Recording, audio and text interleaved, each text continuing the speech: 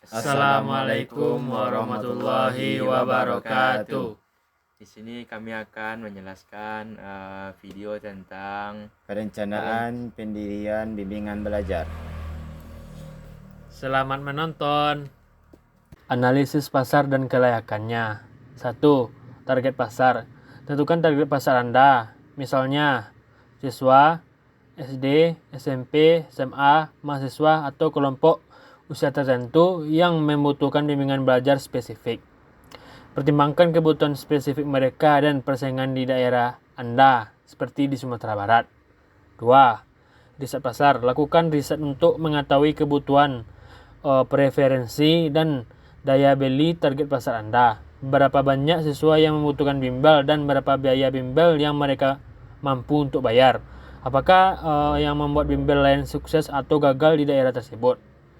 3. Analisis persaingan. Identifikasi bimbel lain yang ada di sekitar lokasi yang Anda rencanakan, apa keunggulan dan kelemahan mereka, dan bagaimana Anda dapat membedakan bimbel Anda dari pesaing. 4.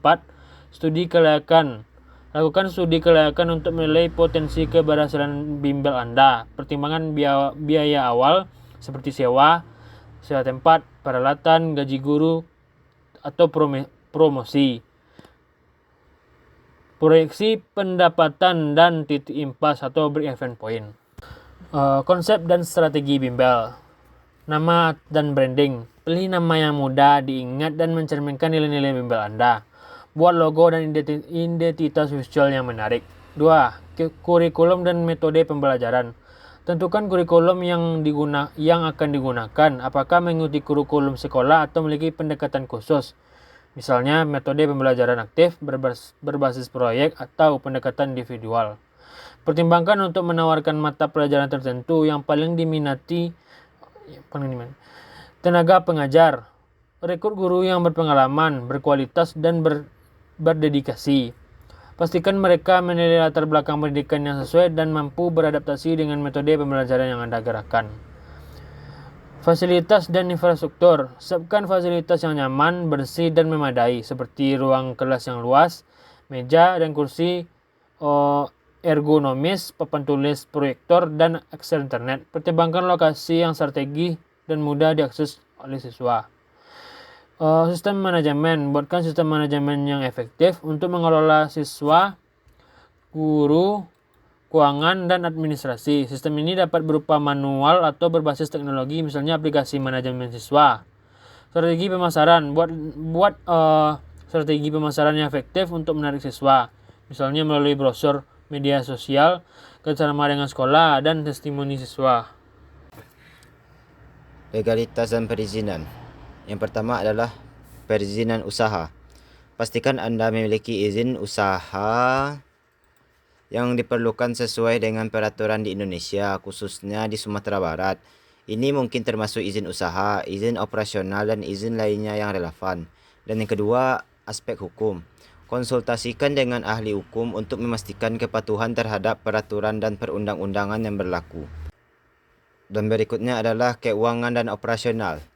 Yang pertama adalah perencanaan keuangan. Buat perencanaan keuangan yang rinci, termasuk proyeksi pendapatan dan pengeluaran, sumber pendanaan, dan manajemen keuangan. Dan yang kedua, manajemen operasional. Buat sistem operasional yang efisien untuk memastikan kelancaran kegiatan bimbel, termasuk jadwal pembelajaran, pengaturan guru, dan administrasi. Dan berikutnya adalah rencana pengembangan jangka panjang. Setelah bimbel berjalan, pikirkan rencana pengembangan di masa depan.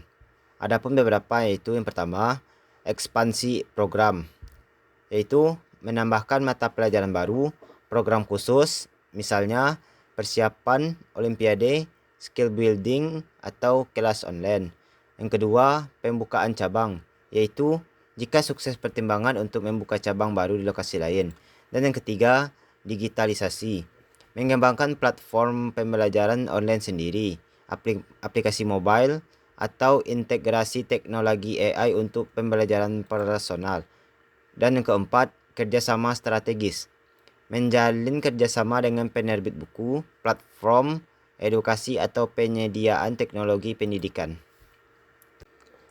Dan selanjutnya tahap implementasi dan operasional. Tahap implementasi dan operasional setelah perencanaan matang, saatnya eksekusi. 1. Lokasi dan fasilitas. Pemilihan lokasi yang strategis dan mudah diakses, transportasi umum dekat sekolah atau pemukiman, aman dan nyaman. Pertimbangkan area padat penduduk dan dekat-dekat sekolah favorit. Untuk yang pertama, menyiapkan ruang kelas dengan ukuran sesuai dan pencahayaan yang baik, sirkulasi udara yang baik, atau yang dilengkapi AC atau kipas angin. Kedua, ruang guru atau resepsionis nyaman bagi orang tua atau siswa. Tiga, kantor administrasi untuk menyimpan data-data. Dan selanjutnya, toilet bersih dan terawat untuk kenyamanan siswa dan orang-orang yang menikmatinya. Selanjutnya, perizinan dan legalitas. Daftarkan badan usaha seperti CV atau PT sesuai dengan skala dan rencana jangka panjang. Dan kemudian akta pendirian dibuat oleh notaris yang telah dipilih.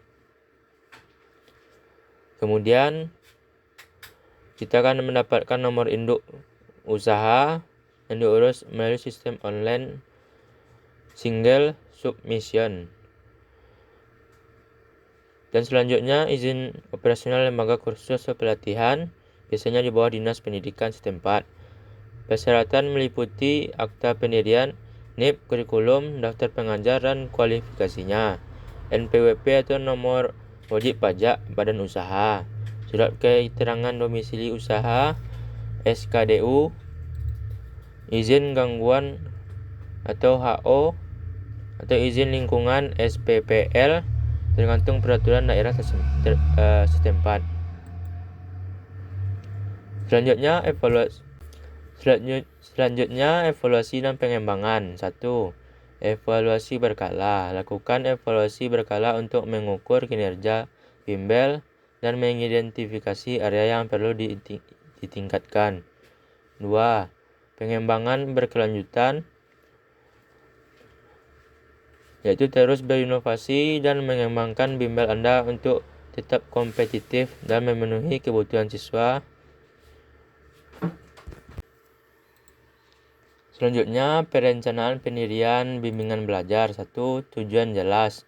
Pendirian bimbingan bertujuan untuk membantu siswa dalam memahami materi pembelajaran, meningkatkan prestasi akademik, serta mempersiapkan diri untuk menghadapi ujian atau seleksi masuk jenjang pendidikan yang lebih tinggi. 2. Analisis kebutuhan dan pasar. Diperlakukan survei pasar dan analisis kebutuhan untuk mengetahui minat siswa, tingkat persaingan, dan potensi pasar agar layanan yang ditawarkan tepat sasaran. 3. Perencanaan program. Program bimbingan disusun berdasarkan kurikulum tertentu, jenjang pendidikan SD, SMP, SMA, dan kebutuhan khusus seperti bimbel UTBK, Olimpiade, atau mata pelajaran tertentu. 4. Sumber daya manusia. Rekrutmen tenaga pengajar yang kompeten, profesional, dan berpengalaman sangat penting untuk menjamin kualitas pembelajaran. 5. Lokasi atau sarana. Lokasi yang strategis dan fasilitas yang nyaman akan menunjang proses belajar. Alternatif lain adalah menggunakan platform online atau hibrid, gabungan dari tatap muka dan daring. Strategi pemasaran. Promosi melalui media sosial, brosur atau kerjasama dengan sekolah, serta testimoni siswa menjadi strategi penting untuk menarik peserta baru. Manajemen keuangan. Perencanaan anggaran awal, biaya operasional, proyeksi keuntungan harus disusun secara matang agar usaha bimbel berjalan berkelanjutan. 8. Aspek legalitas. Pendirian bimbel harus mengikuti regulasi yang berlaku, termasuk izin operasional, NPWP, dan kebutuhan terhadap aturan pendidikan lainnya. 9. Evaluasi dan pengembangan. Evaluasi rutin terhadap kualitas pengajaran dan kepuasan siswa diperlukan untuk perbaikan berkelanjutan dan pengembangan layanan. Kesimpulan perencanaan pendirian bimbingan belajar. Mendirikan sebuah bimbingan belajar yang sukses di Solo adalah proses yang melibatkan perencanaan cermat dan pelaksanaan strategis. Intinya, Anda perlu memulai dengan riset pasar yang kuat untuk memahami kebutuhan siswa di Solo dan apa yang ditawarkan pesaing. Ini akan membantu Anda merumuskan visi, misi, dan keunikan bimbel belajar Anda, serta mengembangkan kurikulum dan metode pengajaran yang relevan. Selanjutnya, aspek finansial dan legalitas harus diprioritaskan. Hitung semua biaya, tetapkan harga yang kompetitif, dan pastikan Anda mengurus semua izin yang diperlukan, mulai dari akta pendirian hingga izin operasional lembaga kursus dan pelatihan LKP dari Dinas Pendidikan setempat. Pada tahap implementasi, fokus pada pemilihan lokasi strategis di Solo, penyiapan fasilitas yang konduktif, serta rekrutmen dan pelatihan pengajar yang berkualitas. Jangan lupa pemasaran dan promosi yang efektif untuk menarik siswa, serta membangun sistem operasional yang efisien. Terakhir, dan yang tak kalah penting adalah evaluasi dan pengembangan berkelanjutan.